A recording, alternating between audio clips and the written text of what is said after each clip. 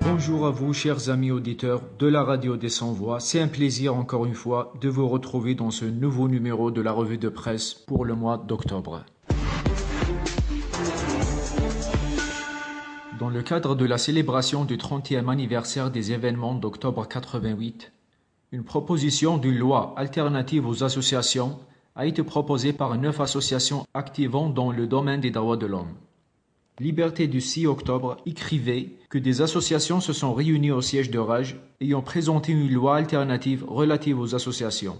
Il s'agit des ONG Jazairuna, FARD, la Ligue algérienne des droits de l'homme, la LADDH, Paul Benissad, la LADDH, Paul Zehouane, la Ligue des arts cinématographiques et dramatiques de Tizi Ouzou, Rassemblement Action Jeunesse, SOS Disparu et Farwan Fadman Soumer. La proposition de cette loi alternative est adressée aux autorités, à la classe politique et à l'ensemble de la société civile. D'un total de 64 articles, cette proposition indique le collectif des associations se veut pérenne au sens où elle transcende les particularités du moment pour fixer les grands principes fondateurs de la liberté d'association comme condition de formation d'une société civile forte et permettre l'accès à une citoyenneté pleine et entière aux Algériennes et aux Algériens. El Watan du 6 octobre commémore les événements d'octobre 88 et intitule son article « Commémoration du 5 octobre 88 des acquis menacés ». Nourdine Douissi écrit que suite à l'appel de la Ligue algérienne pour la défense des droits de l'homme, la LADDH, de l'Association des victimes d'octobre 88, AVO 88, et du Rassemblement Action Jeunesse Raj, et du Comité de solidarité avec les travailleurs, CST, quelques dizaines de membres associatifs de la société civile et de partis politiques ont tenu un rassemblement commémoratif des événements du 5 octobre 88 sur l'esplanade de la Maison de la Culture Taous Amrou Chabidjaya.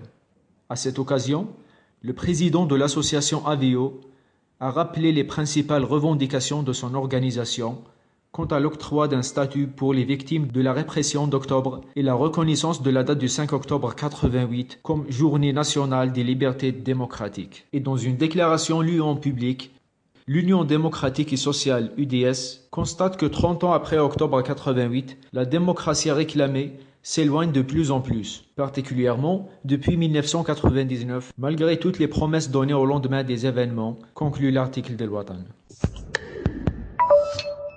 El Watan du 10 octobre, l'ONG Amnesty International Algérie a annoncé le 10 octobre dernier, à l'occasion de la Journée mondiale contre la peine de mort, le lancement d'une campagne pour l'abolition de la peine de mort.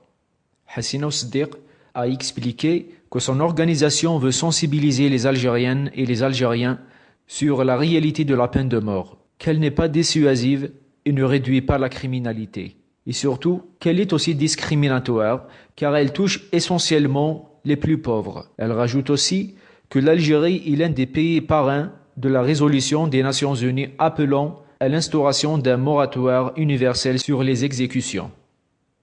La même organisation a constaté une nette baisse de condamnations à mort en Algérie en 2016. Selon son communiqué, au moins 27 personnes ont été condamnées à mort contre 50 en 2016 et 62 en 2015. Écrit encore Majid Miqadhi pour El Watan. Le prix Matoublounes contre l'oubli a été attribué cette année pour le doyen des défenseurs des droits de l'homme, Maître Ali Yahya Abdelnour, a rapporté le Temps d'Algérie du 10 octobre. Du haut de ses 98 ans, Maître Ali Yahya a appelé à mettre fin au statut dégradant de la femme, critiquant la situation du secteur de la santé dans le pays, qui incite les responsables à aller se soigner à l'étranger pour la moindre maladie. Il a plaidé aussi pour que la force soit au service de la justice et non le contraire. Le prix octroyé à Maître Ali Yahya Abdelnour a été reçu par Hassan Farhati, l'un des fondateurs de l'association SOS Disparu. Ce dernier a rappelé aussi le combat de l'association contre l'oubli, précisant que des milliers d'Algériens ont disparu durant la décennie noire. Il a réitéré par la même occasion son appel à faire la lumière sur ce dossier. Madame Nassira Dutour, porte-parole de l'association, a appelé pour sa part à ne pas oublier toutes les victimes tombées pour la démocratie. Elle a appelé aussi à l'écriture de l'histoire de l'Algérie post-indépendante pour que les tragédies vécues ne se reproduisent pas. Rapporte encore Karim Aimer pour Le Temps. Le rapporteur spécial de l'ONU épingle l'Algérie. Ainsi a intitulé le journal Liberté du 10 octobre passé qui traite l'opération de rapatriement des migrants nigériens. Selon l'AFP qui a reporté le détail du report, le responsable onusien a appelé l'Algérie à cesser immédiatement les expulsions de migrants africains vers le Niger. M. Morales a indiqué dans son rapport que les migrants sont raflés de leur domicile en pleine nuit, sans même avoir le temps de s'habiller, de prendre leurs affaires et leurs économies. Mohamed Moulouj écrit que ce n'est pas la première fois que des ONG s'en prennent à l'Algérie concernant la question des migrants. Et ce, en dépit des réponses apportées par l'Algérie contre les accusations des ONG, mais qui semblent ne pas satisfaire les mécanismes onusiens qui reviennent régulièrement à la charge. Arrêté en avril dernier pour un délit d'opinion, la LADDH appelle à la libération d'Abdellah Benaoum. Le Watan du 21 octobre a rapporté l'appel de la Ligue algérienne pour la défense des droits de l'homme pour libérer Abdellah Benaoum. En grève de la faim depuis le 18 septembre dernier, la Ligue dénonce les poursuites exercées à l'encontre d'Abdellah Benaoum. La même Ligue précise encore que Benaoum est un défenseur des droits humains et actif sur les réseaux sociaux. Il a été condamné en première instance par le tribunal de Rilizane, section pénale, à 2 ans de prison ferme pour avoir violé l'article 46 de l'ordonnance 016 relative à la paix et à la réconciliation. Selon son avocat Abdelghani Badi, Abdellah Benaoum tenait à travers la grève de la faim à protester contre son isolement et ses conditions de détention depuis le début de sa détention en avril 2018. La LADDH rappelle que les libertés d'expression et d'opinion sont des libertés fondamentales et qu'elles sont garanties par la Constitution et les conventions internationales relatives aux droits de l'homme ratifiées par l'Algérie, rapporte encore El Watan. Hakim Saheb, juriste et ancien député, déclare pour le journal Liberté du 28 octobre qu'une justice indépendante suppose une rupture avec le système actuel.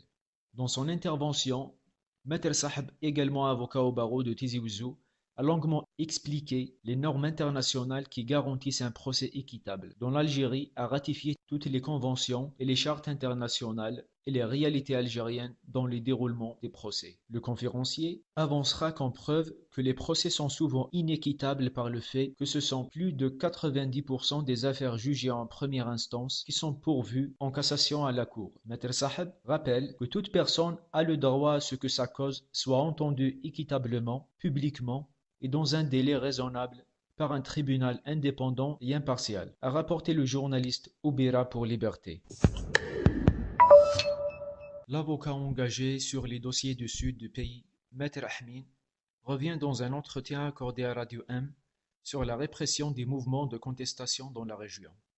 Maître Ahmin a indiqué que l'arbitraire du pouvoir local au sud est écrasante et que malheureusement, les mouvements de contestation au sud sont attaqués par la justice et les chefs d'accusation qui reviennent le plus souvent sont attroupement, incitation à attroupement ou outrage constitué.